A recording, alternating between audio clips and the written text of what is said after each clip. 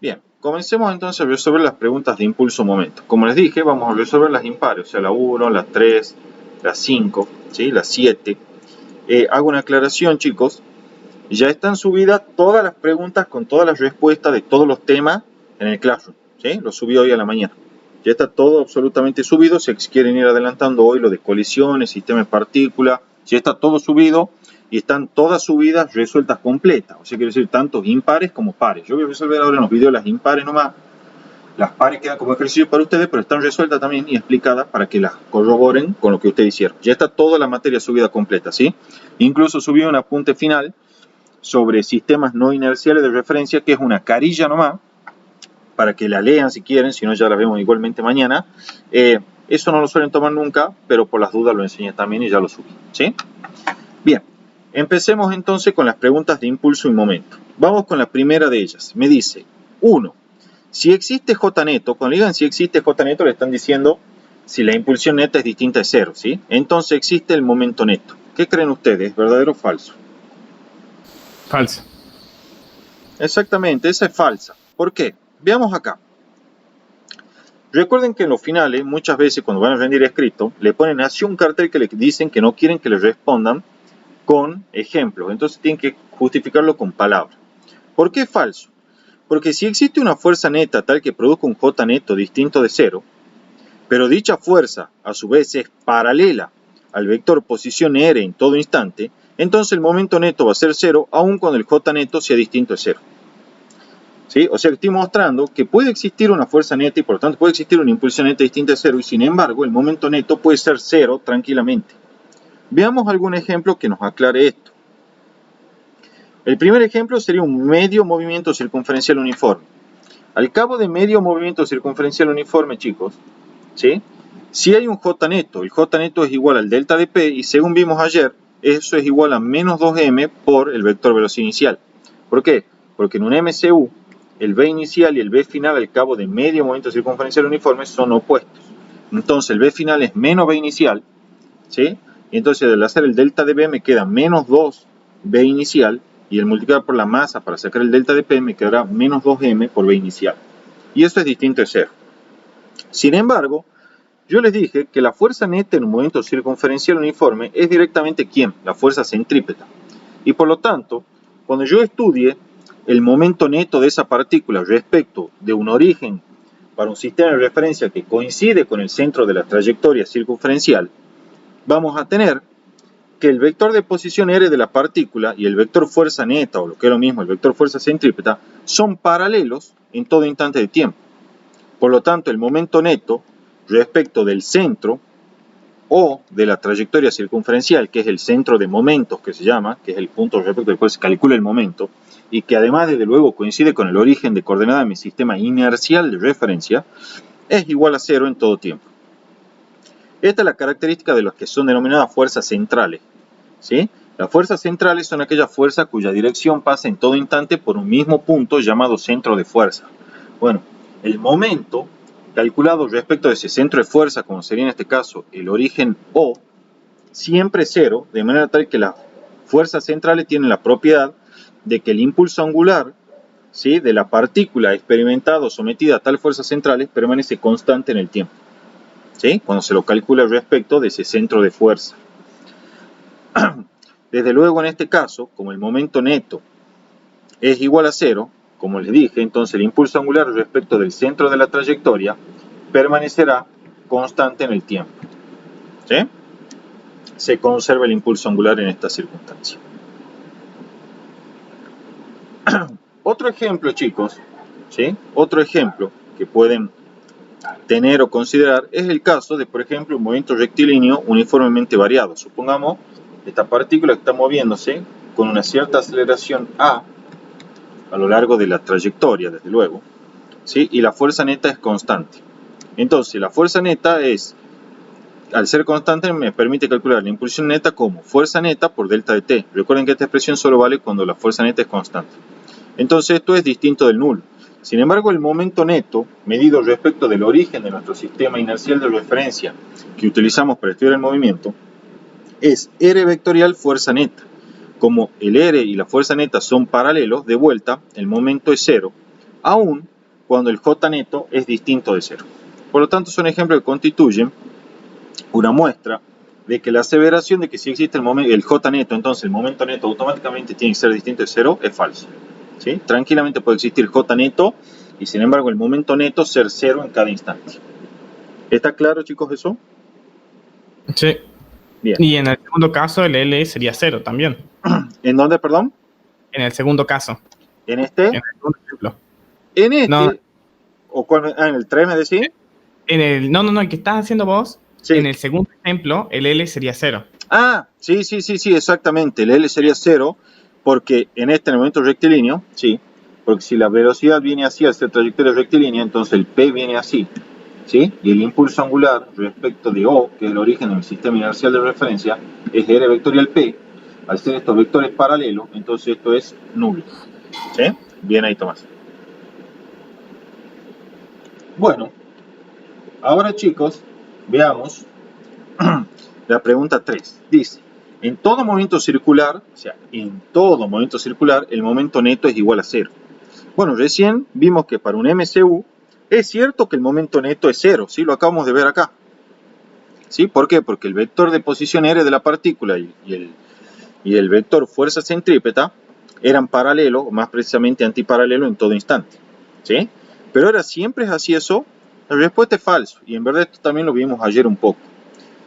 En general, ¿sí? Para cualquier movimiento circunferencial que no sea uniforme, y capaz que no siendo muy general y concentrándonos en un MCV, vamos a tener que la fuerza neta tiene tanto componente centrípeta como componente tangencial. ¿Por qué?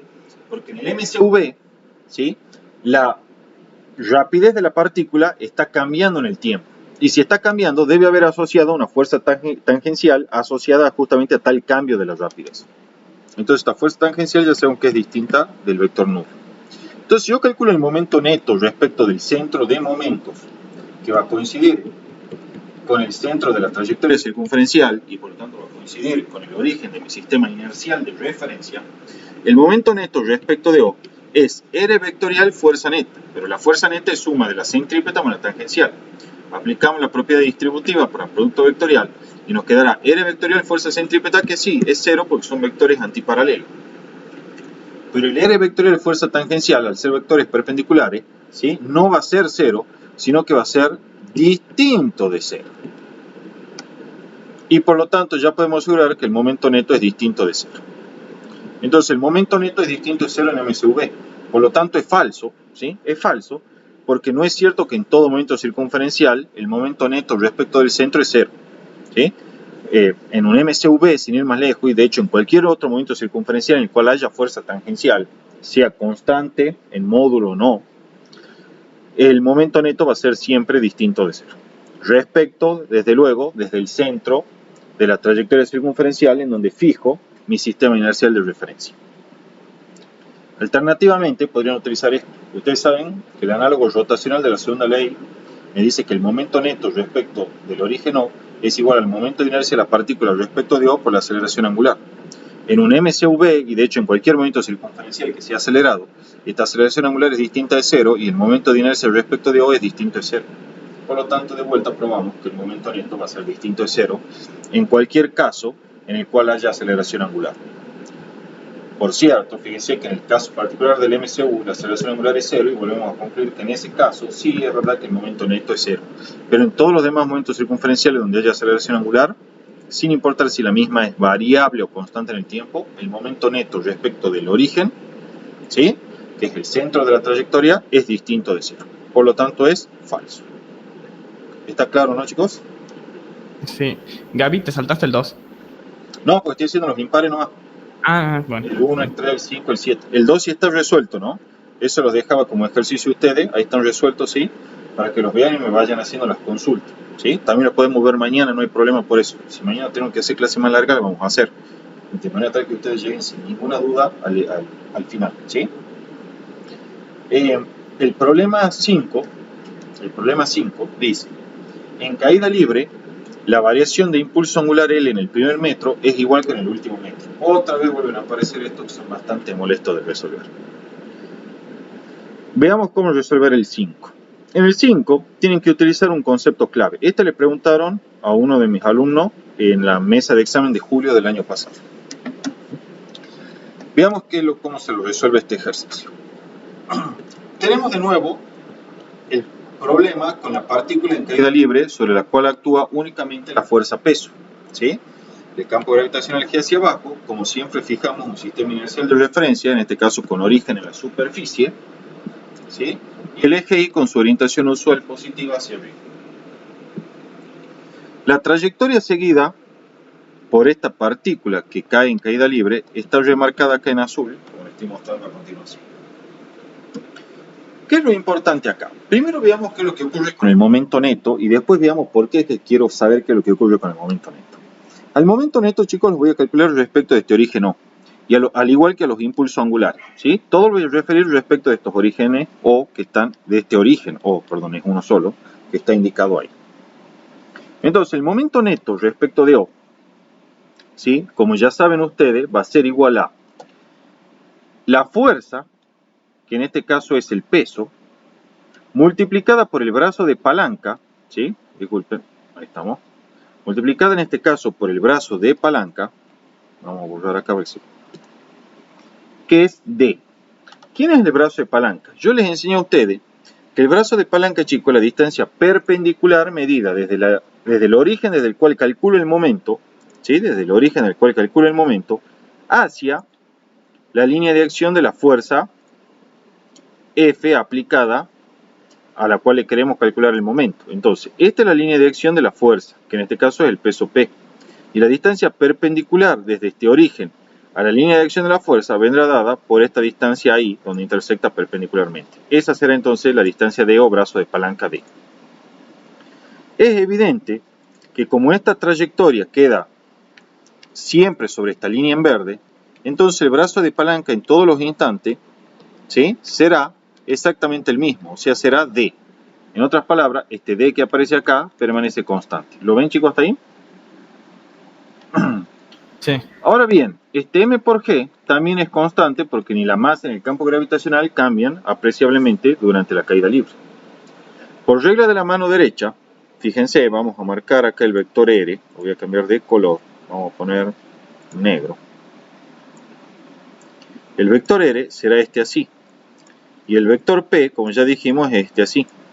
Entonces, acá vamos a seleccionar, ¿sí? Entonces, al hacer coincidir los orígenes de estos vectores y aplicar la regla de la mano derecha, ¿sí?, van a tener, chicos, vamos a marcar acá la flechita, que extender los dedos a lo largo del vector R que está aquí, cerrarlo por el menor ángulo, como está acá, y en ese contexto el pulgar apunta hacia adentro de la pantalla, ¿sí? Esa es la dirección entonces del vector momento. En otras palabras, el vector momento, si yo tomo el eje X así, apunta en la dirección negativa del eje Z. Por eso es que va el versor K indicando que va en la dirección Z y el signo negativo indicando que va justamente en sentido negativo, ¿sí? No importa cuál instante consideren, siempre el vector R y el vector P, fíjense cómo van cambiando los vectores R, pero el vector P permanece constante, siempre al aplicar la regla de mano derecha en las sucesivas posiciones vemos que la dirección y sentido del vector momento no se modifica. En todos ellos voy a cerrar la palma derecha en este sentido que estoy dibujando ahí y el pulgar va a apuntar hacia adentro de la pantalla. Entonces concluimos, chicos, que el vector momento neto es constante en módulo, dirección y sentido respecto del punto O, ¿sí? Como el momento neto permanece constante en todo el intervalo de tiempo que dura la caída libre, aseguramos lo siguiente: el momento neto es igual a constante para todo intervalo de tiempo. Entonces se cumple que, porque esto solo valía cuando el momento neto es constante, que el momento neto respecto de O es igual al cambio del vector de impulso angular sobre el intervalo de tiempo en el cual tiene lugar ese cambio, ¿sí? Siempre que el momento neto sea constante, solo en esas circunstancias. Si no es constante el momento, no pueden usar esta ecuación para calcular el momento. Esta ecuación solamente representaría el momento neto medio, ¿sí? Bien, esto ya lo hicimos 10.000 veces, pero lo volvemos a hacer, ¿sí? Planteamos la ecuación cinemática que describe la caída libre, ¿sí? Y de t igual a i sub 0 menos un medio g por t cuadrado. I sub 0 es positivo por el sistema de referencia considerado. Y entonces esta será una parábola que abre hacia abajo debido a que el coeficiente de su término cuadrático es negativo. De vuelta, identificamos aquí el primer metro de caída, ¿sí? Este empieza en este instante y finaliza en este instante. Proyecto horizontalmente hasta intersectar la curva, desciendo verticalmente hasta intersectar el eje del tiempo. Este intervalo que está así entonces es el tiempo que le tomó caer el primer metro de caída libre. El último metro es este así, que comienza acá y finaliza acá. Entonces el instante de tiempo en el que comienza es este aquí.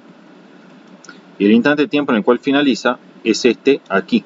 Entonces estoy escribiendo un poco grueso, pero esto así y esto así, o sea, esta cota que está ahí, será el intervalo de tiempo delta de T2. Creo que esto acá me va a servir. Esto así, denme un segundito, voy a borrar para que quede más claro, ¿sí? Vamos a hacerlo ahí. Proyecto ahí, entonces esto así es lo que duró, ¿sí? El intervalo de tiempo. Si quieren les cambiamos el color para marcarlo más. Esto así es lo que duró el intervalo de tiempo correspondiente a la caída del último metro, ¿sí? Es justamente el tiempo transcurrido desde que alcanzamos este punto acá en la curva, que es cuando iniciamos el último metro, y el tiempo posterior a alcanzar este punto acá, que es cuando finaliza el último metro de caída, ¿sí? ¿Está claro eso, chicos? Sí. Bien. Entonces, de acá de vuelta concluimos, como siempre, que el delta de t en el primer metro es mayor que el delta de t en el último metro. Eso yo le había dicho que intuitivamente era fácil de justificar, porque durante el primer metro de caída las rapideces en cada punto de ese metro son menores que las rapideces en el último metro de caída para cada punto correspondiente. Entonces, en otras palabras, y hablando con mayor sencillez, al último metro lo ejecuta moviéndose más rápido que el primer metro. Por lo tanto, es lógico que al último metro lo ejecute en menos tiempo que el primero, ¿sí? Porque se mueve más rápido durante el último metro. Bueno, entonces vemos que el delta de T1 es mayor que el delta de T2. El momento neto, sin embargo, aprendimos que es igual al cambio del impulso angular sobre el intervalo de tiempo. Entonces, para el primer metro de caída, el momento neto respecto de O será igual a el delta de L1 en el primer metro sobre el delta de T1. Y el momento neto durante el intervalo de tiempo correspondiente al último metro de caída será el delta de L2 en el último metro sobre el delta de T2 en el último metro. Pero nosotros aprendimos y vimos que el momento neto, ¿cómo es, chicos? Constante durante toda la caída libre. Entonces el momento neto en el primer metro y en el último metro son igual. Por lo tanto, igualando de acá, voy a tener que el delta de L1 en el primer metro sobre el delta de T1 en el cual ejecuta el primer metro es igual al delta de L2 en el último metro sobre el delta de T2 en el último metro. ¿Sí? Es la ecuación que está aquí. Aplicamos módulos miembro a miembro y me quedará esta ecuación de acá. Despejo de aquí la relación, ¿sí? Paso multiplicando este y paso este dividiendo. Me quedará que módulo de delta de L1 sobre módulo de delta L2 es igual a delta T1 sobre delta T2. Como el delta de T1 es mayor que el delta T2, esto es mayor que 1. Entonces, consideremos esta desigualdad, esta de acá y esta de acá. Paso multiplicando esto para aquí. Como esta cantidad es positiva, no se invierte el signo de la desigualdad. Y queda módulo de delta de L1 mayor que el módulo de delta L2. Por lo tanto es falso, porque el enunciado me aseguraba que eran iguales. ¿Sí? ¿Está claro, chicos, esto? Sí, sí. Bien. No es por ser repetitivo, pero por favor, mucho cuidado con esta ecuación. ¿Sí? Esta ecuación solamente la pueden aplicar dentro de un intervalo de tiempo delta de t, en el cual el momento neto es constante dentro de todo ese intervalo. ¿Sí? Si cambia en algún punto dentro o en algún instante dentro de ese intervalo, ya esta ecuación no vale. Bien. Este de caída libre, también quería aclararles algo. Si ustedes llegasen a tomar la caída libre así, en esta dirección, y al origen de coordenada lo alinean con la trayectoria de la partícula, entonces en este caso, chicos, el impulso angular respecto del origen O es igual al vector nulo para todo tiempo t, y entonces acá el vector de impulso angular sí permanece constante y sería el mismo en el primer metro y en el último metro. ¿Lo entienden por qué? Sí, sí. Entonces, mucho cuidado con eso. Por eso yo le digo que lamentablemente las preguntas finales a veces son un poco ambiguas, ¿sí?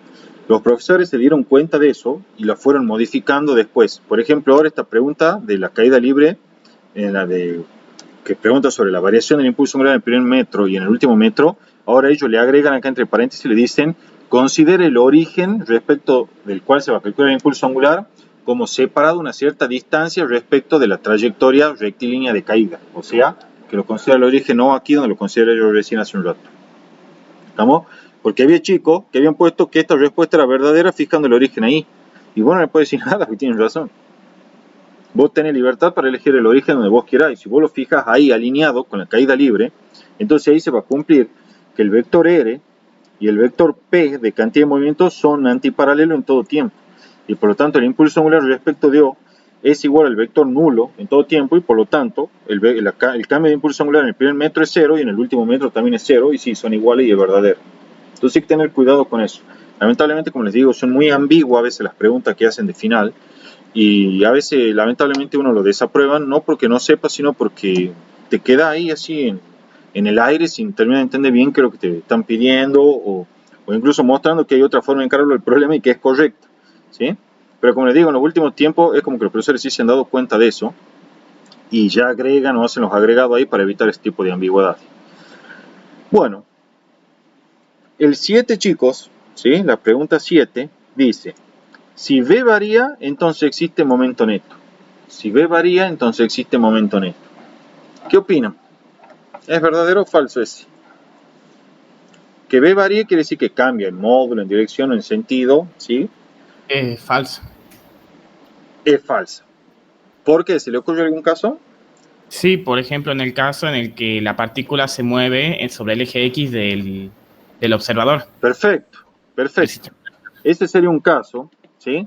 Si vos tenés una trayectoria rectilínea que supongamos ocurre a lo largo del eje X, ¿sí? Y sobre esta partícula actúa, digamos, una aceleración constante asociada de luego a una fuerza neta que tiene la misma dirección y sentido que la aceleración, no lo digo yo, lo dice la segunda ley de Newton, y calculan el momento respecto del origen O.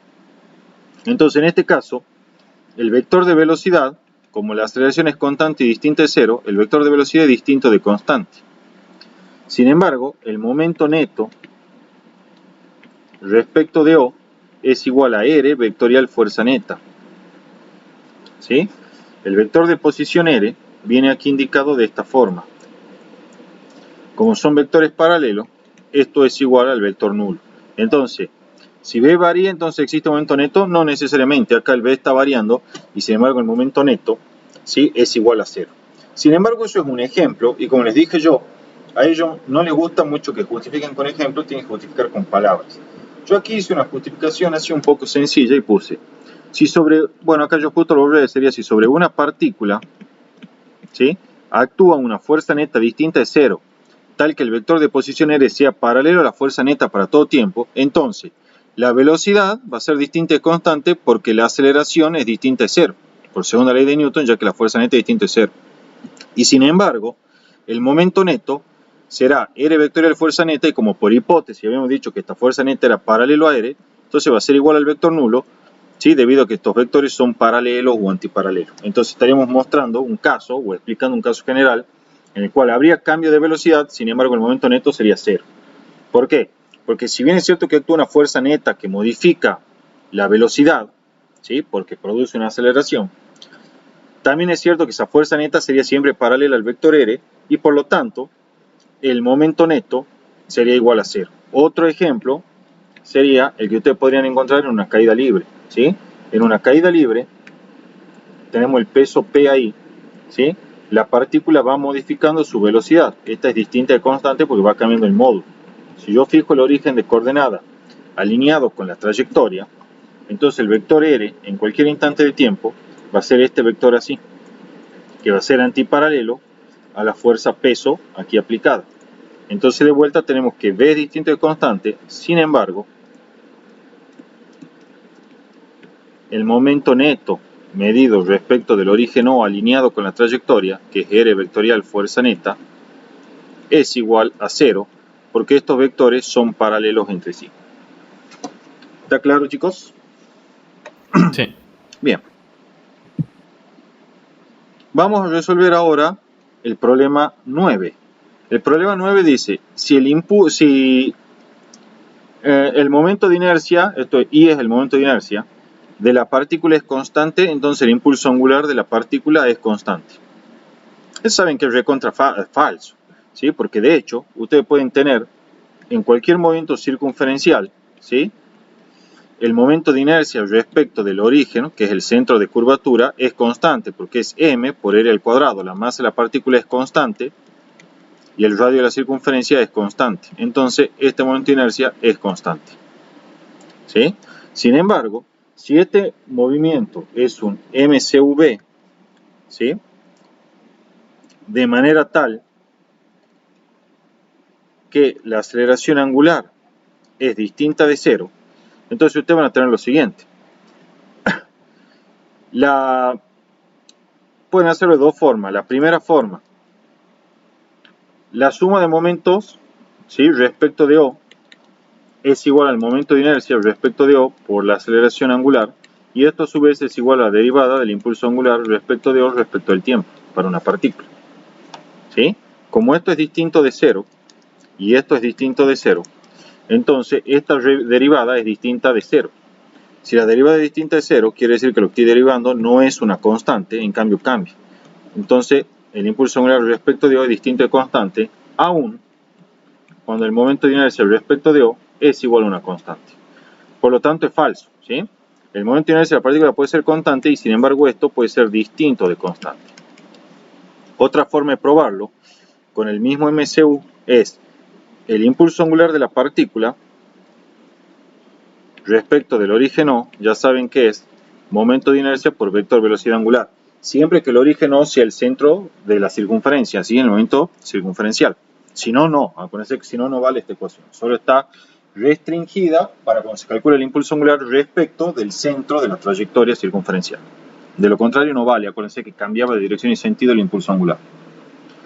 Entonces, chicos, en este caso, como la aceleración angular es distinta de cero, entonces la velocidad angular es distinta de constante, y entonces, como esto es constante, vamos a tener que el impulso angular es distinto de constante porque se va modificando la velocidad angular.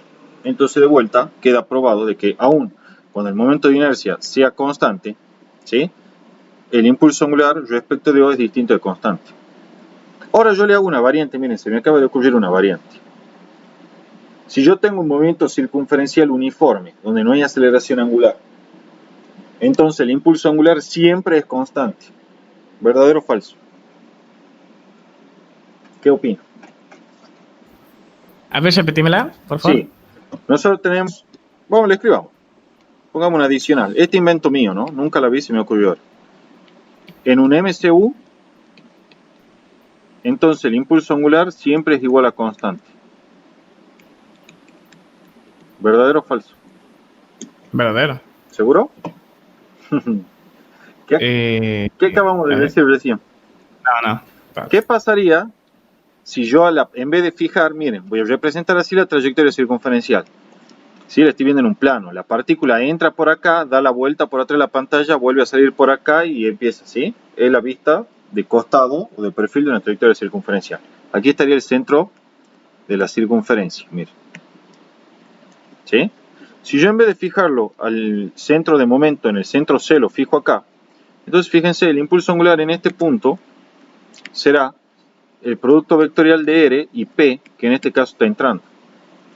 Entonces, el R vectorial P, ¿sí? Sería este impulso angular respecto de O ahí. En otro instante, cuando está en esta posición la partícula se está saliendo, el vector de posición R' y el vector momentum lineal P' van a tener esas direcciones y sentidos, con el vector P' saliendo de la pantalla. Entonces, cuando aplique la regla de la mano derecha, el impulso angular acá, que lo llamemos L', respecto de O será así. ¿Cambia de dirección el impulso angular? Sí. Sí, entonces ¿es constante el impulso angular en este caso? No. ¿Estamos? Entonces, aún con CMCU, si yo modifico el origen y no lo hago coincidir con el centro de la circunferencia, ya el impulso angular no es constante. ¿Sí? Entonces, si le preguntan si en un MCU entonces el L siempre es constante, no, falso. Si yo considero el origen desfasado respecto al centro de la circunferencia, eso ya no se cumple. ¿Sí? Cuando digo siempre, quiero decir en todos los casos, sin importar dónde considere el centro de momento ni el centro de impulso. ¿Sí? Pues ya saben que es falso. ¿Está claro, chicos? Sí. Bien. Vamos a ver, creo que nos queda otra pregunta. Bueno, el 9 ya lo hicimos. Quiero ver porque yo a veces suelo poner una adicional. Suelo tener varias adicionales. Quiero ver. No, en este caso no. La 10 que puse, esa, y después la única adicional que hice, esta sí se la dejo para que lo vean ustedes, porque es muy analítico, esto no creo que le tomen. Era simplemente un problema que a mí me preguntaron los chicos el año pasado. No sé si lo habían tomado en el final, la verdad. Pero era, por ejemplo, hallar el cambio de impulso angular por un tiro oblicuo entre el punto de partida y el punto de altura máxima. ¿Sí? O sea, entre este punto que está acá y este punto de acá. Es bastante sencillo el problema. ¿Sí? El impulso angular al inicio es igual a 0. ¿Por qué? Pues si yo tomo como centro de momento el origen de mi sistema de referencia y a su vez el origen de ese sistema de referencia coincide con el punto de partida de la partícula, entonces el vector de posición R inicial este es el vector nulo. Entonces, aun cuando el P inicial sea distinto de 0, porque el P inicial es igual a la masa por la velocidad inicial, ¿sí? Esto es P inicial, y sea distinto de 0, por lo tanto, este impulso angular al inicio es 0. ¿Sí? Ahora bien, el impulso angular al final es el impulso angular que sale de multiplicar vectorialmente el R por este P de final, ¿sí? Que aparece acá, que es M, por, y recuerden que en el punto de altura máxima, ¿cuánto vale la componente en I de velocidad? 0. 0. ¿Ven? Acá está justificado, la velocidad inicial en I es igual a 0. Entonces, la velocidad final es solamente la velocidad en X. ¿Sí? O sea, M por V0 por coseno de alfa versus I, en el punto de máxima altura. ¿Sí?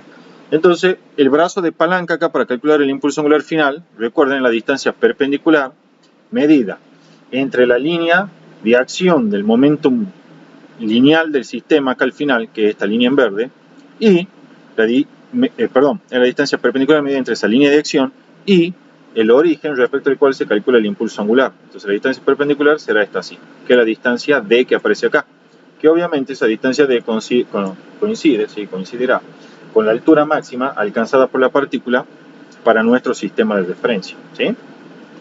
Entonces a partir de ahí ya simplemente hay que hacer sustitución. El L, o sea, al final, en el punto de máxima altura, por regla a la mano derecha, fíjense, aquí está el vector R y el vector P viene así, el P final. Entonces cuando hago regla a mano derecha, cierro así. O sea, extender los dedos a lo largo de R y los cerras así. Entonces el pulgar va hacia adentro de la pantalla en la dirección del eje Z negativo. Por eso es que ha caído menos, ¿sí? D, que es el brazo de palanca, M por B inicial, ¿sí? En verdad ahí no va esa flechita, ¿sí? No es una flechita, de hecho un manchón que ha salido nomás, ¿sí? Versor K porque va en la dirección del eje Z. La velocidad inicial en X ya saben que es el módulo de V0 por coseno de alfa. Simplemente descomposición. Si la velocidad inicial era así y formaba este ángulo alfa con el eje X, bueno, entonces esto así es módulo de V0 por coseno de alfa, ¿sí? La componente inicial en X. Listo, ya tienen la expresión para el impulso angular final. La D, como ya le dije, la altura máxima, que vimos en tiro oblicuo, que es módulo de V0 cuadrado por seno cuadrado de alfa sobre 2G. Entonces hacen la sustitución, le queda el L final igual a esto. Y eso es igual también al delta de L respecto de esto. ¿Sí? Porque el L inicial era 0. Y eso es todo, chicos. ¿Vamos? Eso es algo que me habían preguntado los chicos. No sé si le habían tomado, lo habían visto en la cartilla o le habían tomado en un final, no me acuerdo bien. Yo no lo vi en un final, no sería raro que haya aparecido en un final viejo o que haya estado en la cartilla, ¿sí? Pero me lo preguntaron, me acuerdo clarito que me lo preguntaron los chicos cuando estaba terminando yo una clase presencial justamente en diciembre del año pasado. No sé dónde lo habrán sacado, la verdad. ¿Está claro, chicos? Sí. Bien. Bueno, con eso entonces está terminada la clase de hoy, ¿sí? Ya los subo los videos para que queden disponibles ahora nomás por si alguno quiere repasar algo, ¿sí? Así que dejo de grabar. Bien. Bueno, está terminado.